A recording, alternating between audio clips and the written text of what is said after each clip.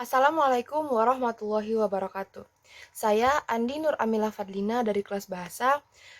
Pada video kali ini saya akan menjelaskan tentang perlawanan rakyat Indonesia yang terjadi sebelum tahun 1800 dan setelah tahun 1800.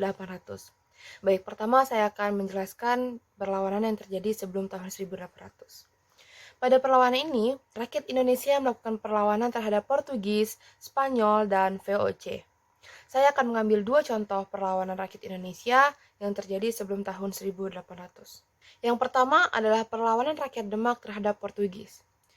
Latar belakang terjadinya perlawanan ini adalah karena adanya ancaman kedatangan Portugis dan gangguan Portugis terhadap hubungan dagang antara Demak dan Malaka. Tujuan Portugis sendiri pun adalah untuk menguasai perdagangan yang melewati Malaka ataupun yang terjadi di Malaka. Karena dominasi Portugis di Malaka telah mendesak dan merugikan kesultanan-kesultanan Islam lainnya, Raden Patah yang merupakan Sultan Demak pun mengutus tentara Demak di bawah pasukan Pati Unus untuk melawan Portugis ini.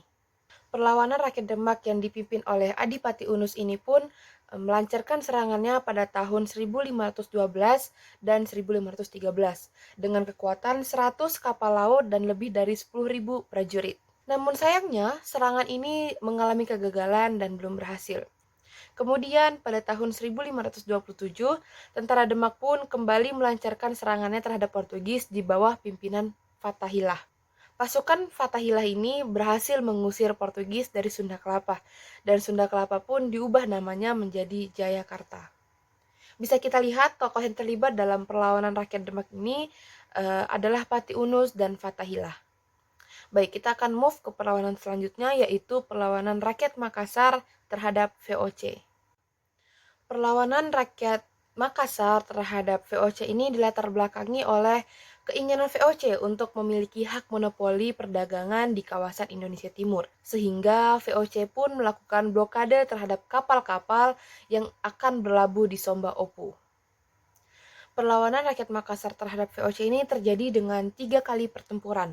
Pertempuran pertama terjadi di tahun 1633 dan pertempuran kedua terjadi di tahun 1654. Dalam 2 kali pertempuran ini, VOC mengalami kekalahan karena pelaut Makassar memberikan serangan sengit terhadap pasukan kompeni. Namun, pihak VOC tidak menyerah begitu saja. Mereka kembali memancing pertempuran sehingga terjadilah pertempuran ketiga di tahun 1666 hingga 1667. Pertempuran kali ini berbentuk perang atau pertempuran yang lebih besar. Ketika VOC menyerbu Makassar, pasukan VOC pun telah dibantu oleh pasukan Raja Bone yang dipimpin oleh Arupalaka dan pasukan Kapten Yongker dari Ambon. Pasukan Angkatan Laut VOC yang dipimpin oleh Spilman menyerang pelabuhan Makassar dari laut, sedangkan pasukan Arupalaka mendarat di Bontain dan berhasil membujuk kaum Bugis untuk melakukan pemberontakan terhadap Sultan Hasanuddin. Namun, untungnya kota Makassar masih dapat dipertahankan oleh Sultan Hasanuddin. Hingga di akhir pertempuran, yaitu pada tahun 1667, Sultan Hasanuddin berada di situasi terdesak dan terpaksa untuk menandatangani perjanjian perdamaian di Desa Bongaya. Dengan ditandatanganinya perjanjian tersebut, perlawanan rakyat Makassar pun selesai dan mengalami kegagalan. Salah satu faktor yang menyebabkan kegagalan dari perlawanan rakyat Makassar terhadap VOC ini adalah keberhasilan politik adu dombanya VOC terhadap Sultan Hasanuddin dan Arupalaka. Nah, tokoh-tokoh Indonesia yang terlibat dalam perlawanan rakyat Makassar terhadap VOC ini adalah Sultan Hasanuddin, Sultan Alauddin, dan Muhammad Said.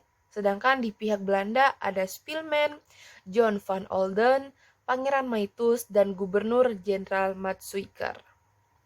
Baik, itu tadi perlawanan rakyat Indonesia yang terjadi sebelum tahun 1800.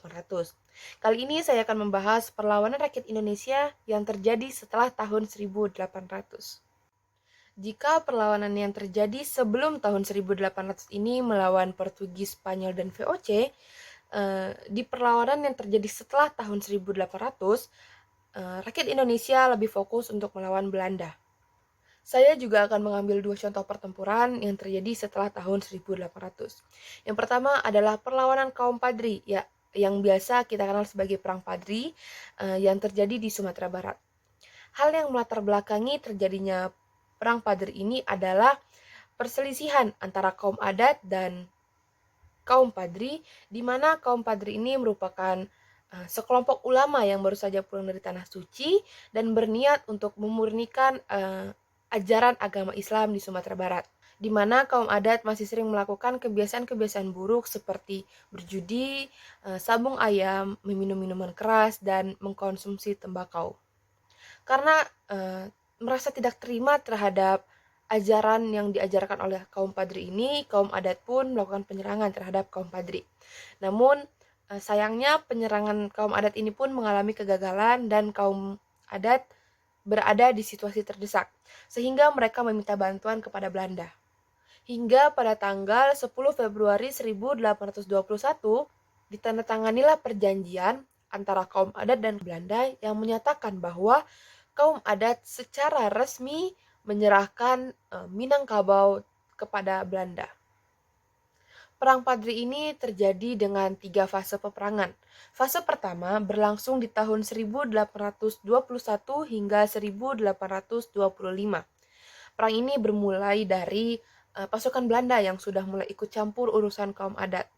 Fase ini ditandai dengan penyerangan pos-pos dan patroli Belanda.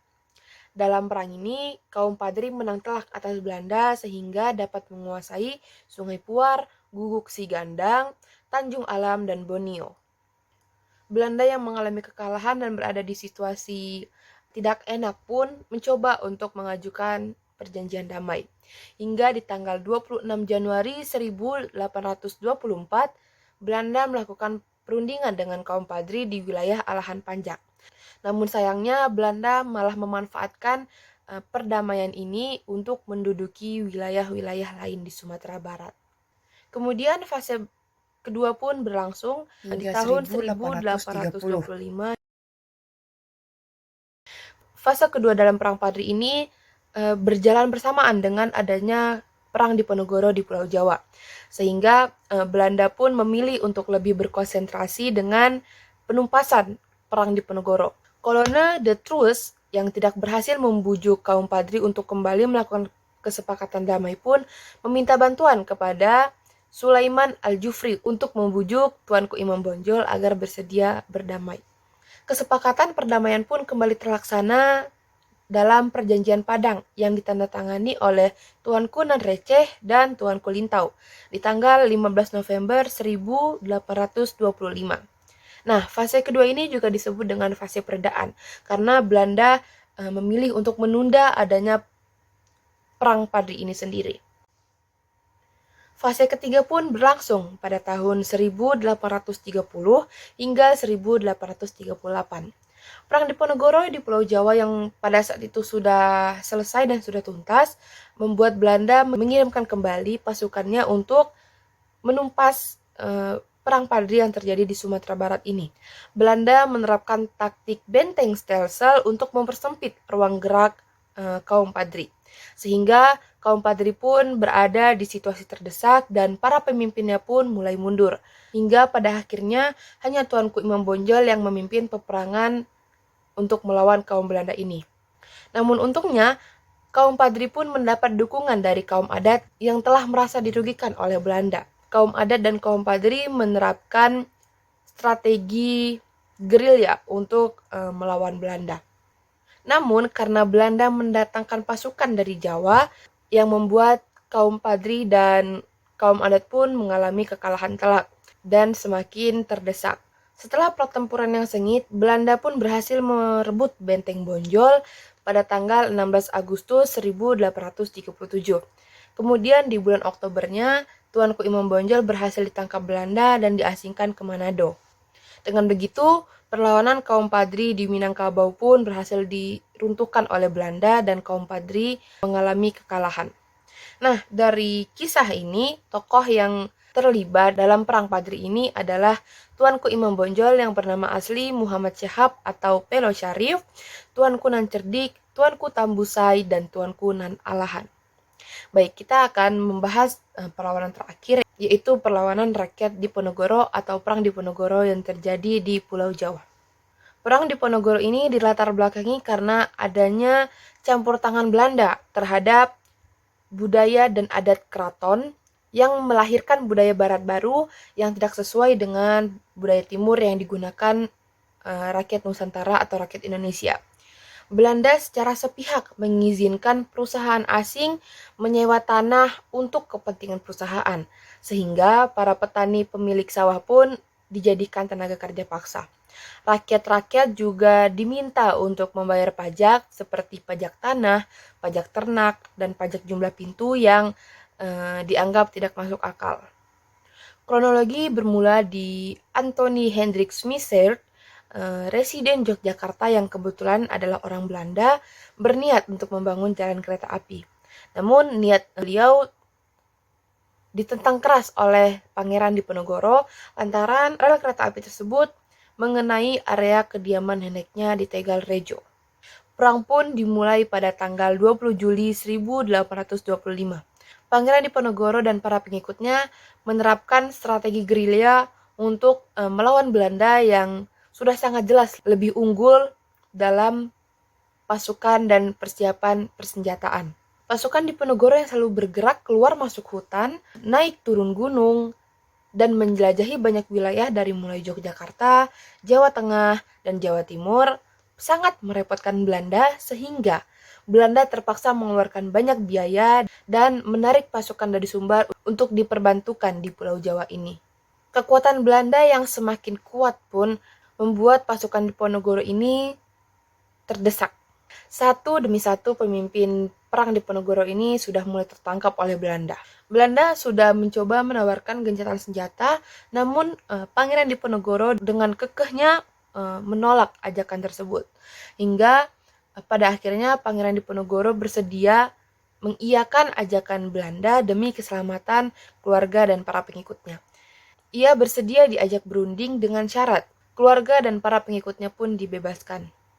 Hingga pada tanggal 28 Maret 1830 diadakanlah perjamuan khusus antara Pangeran Diponegoro dan Jenderal de Kock di Magelang, Jawa Tengah. Ternyata perundingan ini merupakan salah satu akal licik Belanda. Pangeran Diponegoro yang pada saat itu tidak bersenjata pun ditangkap dan diasingkan ke Makassar. Ditangkapnya Pangeran Diponegoro ini pun secara otomatis membuat perang Jawa yang setelah berlangsung cukup lama ini terhenti. Tokoh pahlawan yang berandil besar dalam membantu Pangeran Diponegoro antara lain adalah Kiai Mojo dan Ali Basah Sentot Prowirodirjo. Sedangkan pasukan Belanda pada saat itu dipimpin oleh Jenderal Hendrik Marcus de Kock. Nah, itu tadi contoh-contoh perlawanan yang terjadi sebelum tahun 1800 dan setelah tahun 1800. Semoga penjelasan dari saya tadi dapat menambah ilmu kita sehingga rasa nasionalisme kita semakin besar. Sekian dari saya. Assalamualaikum warahmatullahi wabarakatuh.